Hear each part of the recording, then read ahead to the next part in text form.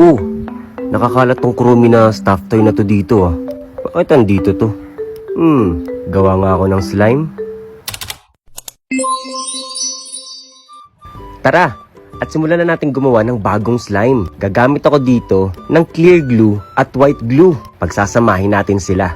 At syempre, para makagawa ng slime, kailangan natin ng activator. I-shake lang. Ano ba yan natapon? Oh, natapon na yung activator mo.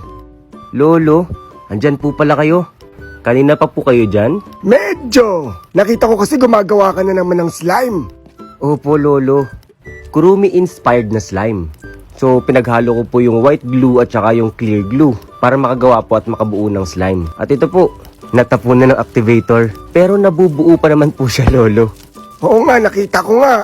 Pero parang nagagawa mo naman siyang slime. Opo, Lolo. Hindi lang siya kasing smooth ng perfect slime na konti lang yung activator. Ito medyo naging matigas, pero stretchable pa rin naman po siya. Pero pag pinilit natin, mapuputol na. Parang ganito.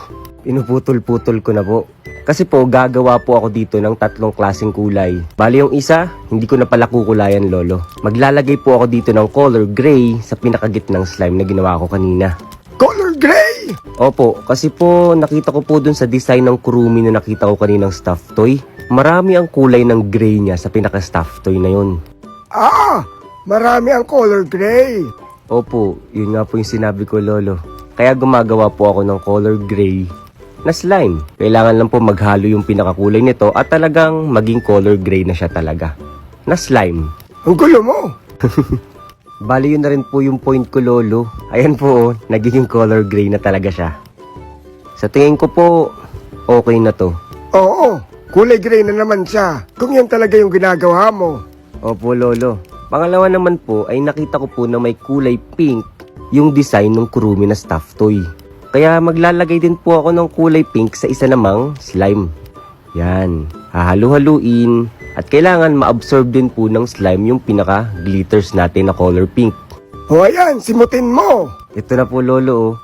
Nasimot ko na po. At yung pangatlo, Lolo, ay ihahalo ko lang dun sa 2 ginawa ko. Na parang ganito.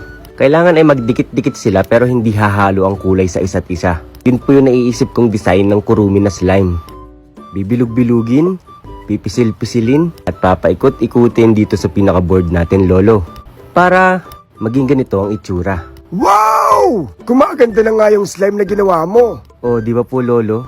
Ang ganda ng design at ang ganda ng kulay. Stretchable din naman. Charan! At ito na ang ating Kurumi-inspired na slime. Di ba? Gawa na rin kayo.